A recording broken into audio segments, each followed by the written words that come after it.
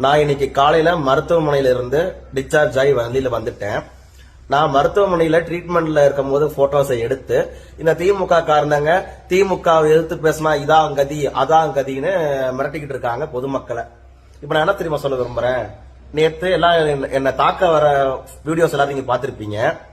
அந்த இடத்துல நான் எங்கேயுமே நான் முதுக காட்டவே கிடையாது. என்னை சுத்தி 40-50 பேர் என்ன தாக்க முற்பட்டும் போது கூட நேருக்கு நேரம் தான் நின்றுகிட்டு இருந்தேன். ஏன்னா நான் ஆம்பளை, ஓகேவா, மானம் உள்ள வீரம் உள்ள ரோசம் உள்ள ஆம்பளை.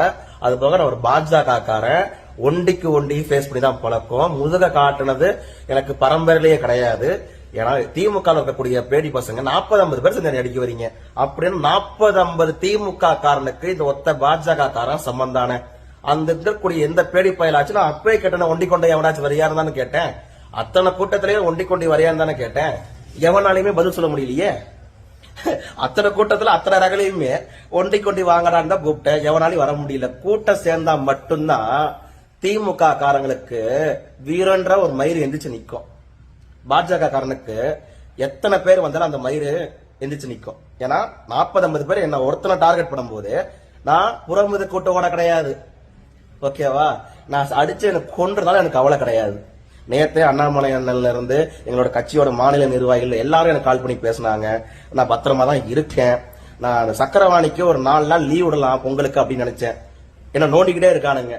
இப்போ நான் சொல்றேன், விரைவில் ஒட்டஞ்சத்திரத்துல சக்கரவாணியோட கனிம வள கொள்ளையை எதிர்த்து நான் போராட்டம் பண்ணுவேன். தனி மனிதனா கூட போராட்டம் பண்ணுவேன்டா. இந்த திமுக காரங்களுக்கு சேலஞ்ச் பண்ணி சொல்லிடுறேன். இல்லாட்டி ஒண்டி கொண்டி கூட எவனாச்சும் மோத முடியுமா? மோத முடியாது அவங்களால. ஏன்னா நான் ஓப்பனா சொல்லிட்டேன். நானு என்ன நேற்று சொல்றேன், நான் 40-50 பேர் சேர்ந்து நீ அடிச்சா நீங்க ஆம்பளையா? 40-50 பேர் சேர்ந்து நீங்க அடிச்சா பெரிய கல்ட்டியா? உங்களால இப்போ சொல்றேன், ஒண்டி கொண்டி நேருக்கு நேரா வந்து என் மயிரை கூட புடுங்க முடியாது.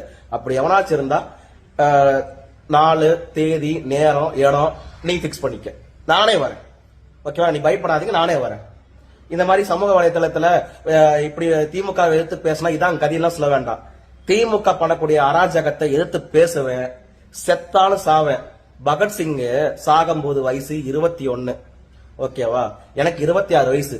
இந்த பூமிக்காக, இந்த மண்ணுக்காக, இந்த பாரத தேசத்துக்காக, என்னோட கொள்கைக்காக உயிரை விடுறதுக்கு எனக்கு ஒன்றும் பெருசு இது கிடையாது. என்னோட உயிரெல்லாம் விட்டுருவேன், எனக்கெல்லாம் கவலையே கிடையாது.